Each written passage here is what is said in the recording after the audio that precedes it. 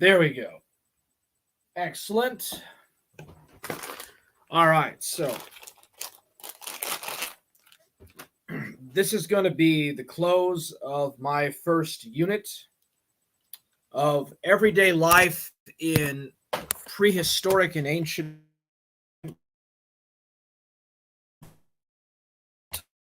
times. Presentation of a series of lectures on my YouTube channel.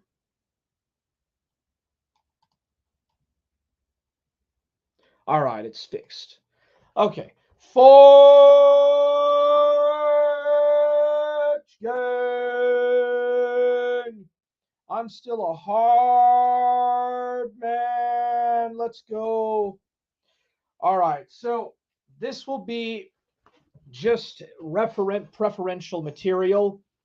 I have finished up Unit 1, or the first part of my lecture series on life in prehistoric and ancient times. And I'm just going to go over real fast some of the stuff that I covered. So in the event you did not know, I was doing some stuff about going over some things in regards to life in the ancient world in classical antiquity. And to a lesser degree, I also covered some stuff about life in the Bible. So I just wanted to go over that real fast. And what's up, Ghost of Niccolo? Ghost of Niccolo says, Forge, how are you doing, Ghost of Niccolo? Anyways, let's see here. Yeah, so I did a series of videos, and everything from daily life in prehistory to Revelations in Daniel is in this unit. So just real fast, I did a series of lectures, and these lectures are part of the first part of my series. I began with life in prehistory. There we go. Perfect. All right, so the first of these course of lectures that I did, the first one was titled Daily Life in Prehistory. This is the video. It is about 50 minutes and 27 seconds long in its entirety.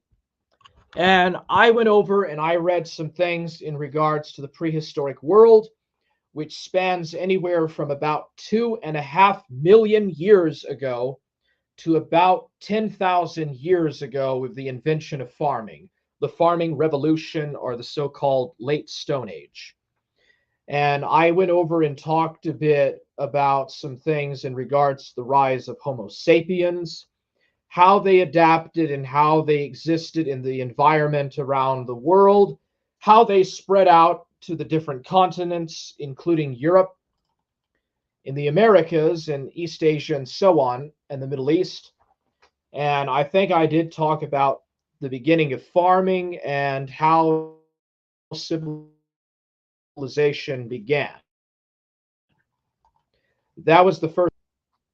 When I talk about the prehistoric period, I'm going over an extremely long period that is like 90 something percent of humanity's existence on Earth.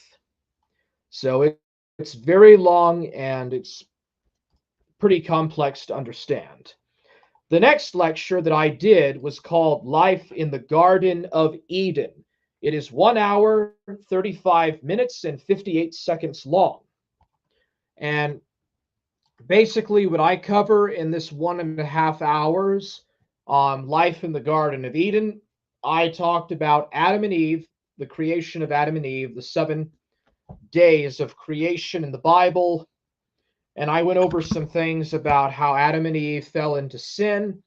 I think I did talk about Abel and Eve. I briefly went over Abel and Cain and Abel. I went through Noah's flood, and I talked about the Tower of Babel, the Tower of Babel, and some of the first cities and community settlements in this video, Life in the Garden of Eden. It's 1 hour, 35 minutes long. That was the second lecture of this unit that I did. All right, so the next one was life in ancient Egypt. The next thing I did is called Life in Ancient Egypt. It is 1 hour, 6 minutes, and 26 seconds long. Basically, I went over the rise of Egypt as a united political organic civilization, how the Egyptians built their culture on the Nile, and the system and rulership of the Pharaoh and the Pharaoh's household. And I went over some different aspects of the pyramids, what their culture was like, and their housing, what they ate, all sorts of stuff. So that was life in ancient Egypt. The next series that I did was life in ancient India. I think, let's see here. No, I did life in the Old Testament. So the next one I did is called Life in the Old Testament. And this is 1 hour, 50 minutes, and 43 seconds long. And I went over a lot of stuff in this. I remember that I covered the kingdoms of first, I covered the judges, the rule of the judges, and Joshua, and David and Solomon, and the united monarchy. I think I might have covered the Exodus also, but I'm not for sure. So I covered some different aspects, and I might have also went ahead and covered some, and Cyprus were to the north of Israel. I talked about the judges, the United Kingdom, and the divisions between Judah and Israel. And I talked about what they ate, how they lived, how they practiced the ancient Jewish law, how people in the Old Testament lived, how they fell into apostasy and the Babylonian captivity and the prophets and all of that. So that's my series, Life in the Old Testament. I did not really go over all the freaking details of the Bible or the Old Testament. I just gave a general thing about life in the Old Testament. It was really more about how Israelites and how the ancient Israelites lived and how people in the Old Testament behaved more so than anything dealing with material in the Bible. So the next one was daily life in ancient India. This was 1 hour, 4 minutes, and 33 seconds long. This is probably the worst prepared lecture that I did. It's about an hour long. It is titled Daily Life in Ancient. I went over and talked about the formation of the Harappa Indus Valley civilization, the Aryan invasions, and some things about Ashoka the Great. I talked a bit about Hinduism and the Vedas, the caste system, and various things about Hinduism and ancient Hindu laws and manners. That was my daily life in ancient Egypt. I'm sorry, my daily life in ancient India. Probably not the best one in the series, though, sadly.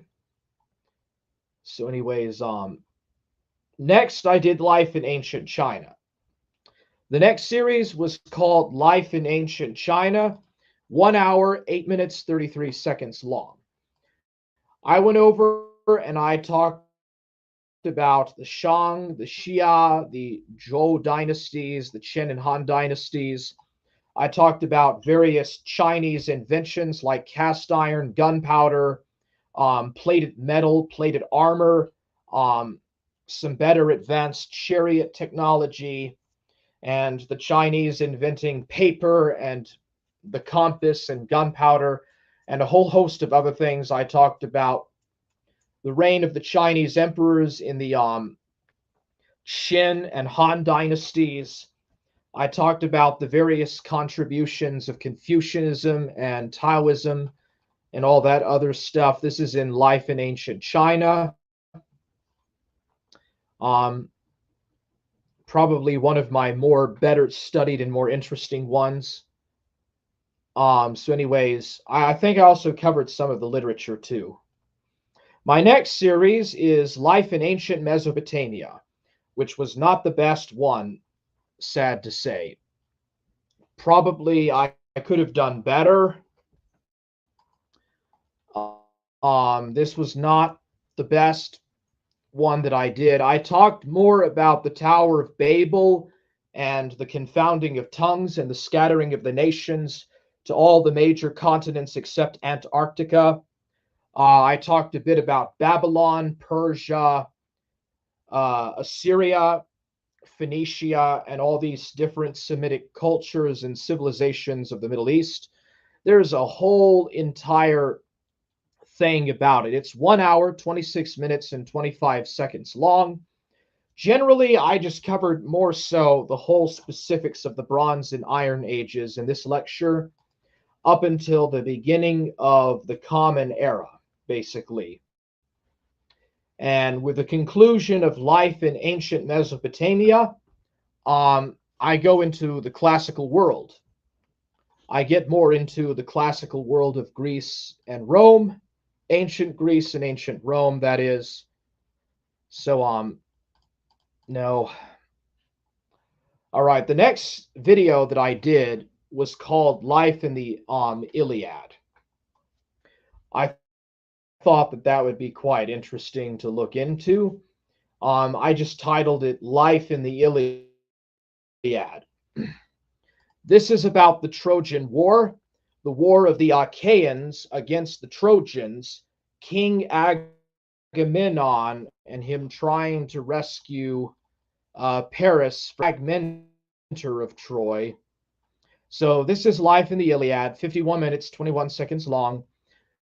This is about life during the Trojan War. There's a lot of mythological and literary feats and stuff involved in this. And it's a pretty interesting one. I went over like the prose of the Iliad and the Odyssey and a whole mixture of other stuff in regards to that mythological period. The next video I did was Life in Ancient Greece. So I covered life in ancient Greece. This is the first actual classical civilization. With the Trojan War and the onset of the Archaic Age, the classical period actually got underway. I covered different features about life in ancient Greece and the different Greek states of Athens, Sparta, and Corinth. I don't really think I really said much about Macedonia. I just chiefly talked about some different feats and different aspects of Greeks, of the Grecian civilization, the Greeks, and what they did, the foundations that they laid for Western culture, and a whole host of major inventions. I talked about Plato and Aristotle, and the Timaeus by Plato, and some of the politics by Aristotle. It was 2 hours, 17 minutes, and 15 seconds. Next, I did life in ancient Rome, which is the other major classical civilization. I talked about the founding of Rome. I talked a bit about the legend of Romulus and Remus. Then I covered some things about the Republic, the dictators Pompey, Sulla, and Caesar. Talked about Augustus, Cicero, the Roman Empire, and a whole host of the major feats and inventions of Rome, such as cement, the arch, highways and roadways, and a whole other sway of major contributions of the Roman Empire. This was 1 hour, 58 minutes and 59 seconds long. This is my Life in Ancient Rome lecture, which was the other major classical civilization. Next, I did Life in the New Testament. I didn't really go over a lot of the Gospels and the different Pauline epistles. Instead, I did a more direct approach. I covered the life of the Virgin Mary and the Gnostic texts that were added into it but later rejected by the church fathers. Next, I covered the Apostle Paul, how he converted to Christianity on the road to Antioch, and his various journeys and missions and his different writings from the book of Romans down to Philemon. Paul wrote 14 different epistles, which are accepted or were later accepted by the church fathers. I covered a whole bunch of stuff in this. I talked about the life of the early Christians. I talked about some of the early heresies. There was a Judaic Christianity, a Gentile Christianity, and a Johannine Christianity in the first century, or at least by the latter half of the first century. I forgot to mention that eventually, I think it was Domitian, he removed the Libus Judaeus tax from the Christians. The Roman emperors, there was a tax that Jews could pay to where they did not have to venerate the emperor as a god, as the son of Jupiter or a god. And by 100 exempted from paying this tax, only removed from the Libus Judaicus, and they were forced to pay. They were forced to worship the emperor as a son of Jupiter, or they would be put to death immediately, probably by burning at the stake or being fed to lions. So yeah, there was that tax. I didn't really talk about how Christianity and rabbinical Judaism went their separate ways. I did talk a bit about some of the early church, but I didn't go too heavily into it. So that is my life in the New Testament. It is 2 hours, 43 minutes, and 38 seconds long. Please do check it out if you're interested. I would at least recommend looking at Life in the New Testament. It was a pretty good series I put together. Finally, I did a series called Life in Light of the Prophecies of the Books of Daniel and Revelations by John. John only wrote Revelations, though. So in this lecture, I went over some of the things that people mistake about the book of Daniel. People think that Rome is one of the four empires. That is actually not true. The correct interpretation of that prophecy is that the head or the gold represents Babylon, Neo-Babylonia, or Chaldea. The silver represents Media, the lead represents Persia, and the feet or the iron represents Greece. Rome is never mentioned once in the book of Daniel, and so I go over that. I go over some of the different rhetorical and deuterocanonical aspects of the book of Revelations, which supposedly was written by John of Patmos in 90 AD, when he was stranded or exiled on the island of Patmos, about 95 AD. He was supposedly the last apostle to die, and he was enslaved or enserfed. And so I go over some of the closing prophecies in the Bible, the book of Daniel and Revelations. It is 2 hours and 28 minutes and 47 seconds long. I put a lot of time, a lot of effort and study into these different things. You can go and look at what I think about the book of Daniel. You can look at some of the different things that I said about the rise of the beast in the book of Revelations, the little horn, and like the 12 kings or the 12 or 10 different kings that are on the dragon's head and other things. And I covered that. And so that, generally speaking, is my life in the prehistoric, the ancient, the biblical, and the classical world. The prehistoric world began with the rise of the first hominid species, and it came to an end with the invention of writing. The ancient world begins with the rise of ancient Sumeria and comes to an end either with the birth of Jesus Christ or the beginning of the Roman Empire, or even as late has the disposition of the emperor Julius Nepos by Odoacer or Adaecer. The biblical period, there is a lot of disputes. Some people say that it was only in about the 8th century BC when the Bible was actually first compiled, and then the Bible was closed off in about the 2nd century, the 130s, 140s AD. Some people, more traditional scholars, say the biblical period began with the book of Genesis and the advent of Adam and Eve, or even with Moses, the prophet Moses, when he started to write his books in 1400 to 1350 BC, and was closed with the book of Revelations and John of Patmos in 100 AD. The classical world, or the classical period, is said to begin in 776 BC with the first Olympiad, or with the founding of Rome in 753 BC, and formally comes to a close in 476 AD, again by the deposition of the last emperor of the West, Julius Nepos. And so that is the different aspects of life in prehistoric, the ancient world, the world of the Bible, biblical and classical times. I hope that you guys really enjoyed that, and I will continue as I go into the Middle Ages.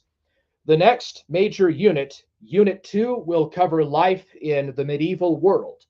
I will cover different cultures, different kingdoms and empires in the Middle Ages, starting probably in classical antiquity still. And I will continue right where I left off with the book of Revelations and Daniel, and I will continue and close up antiquity.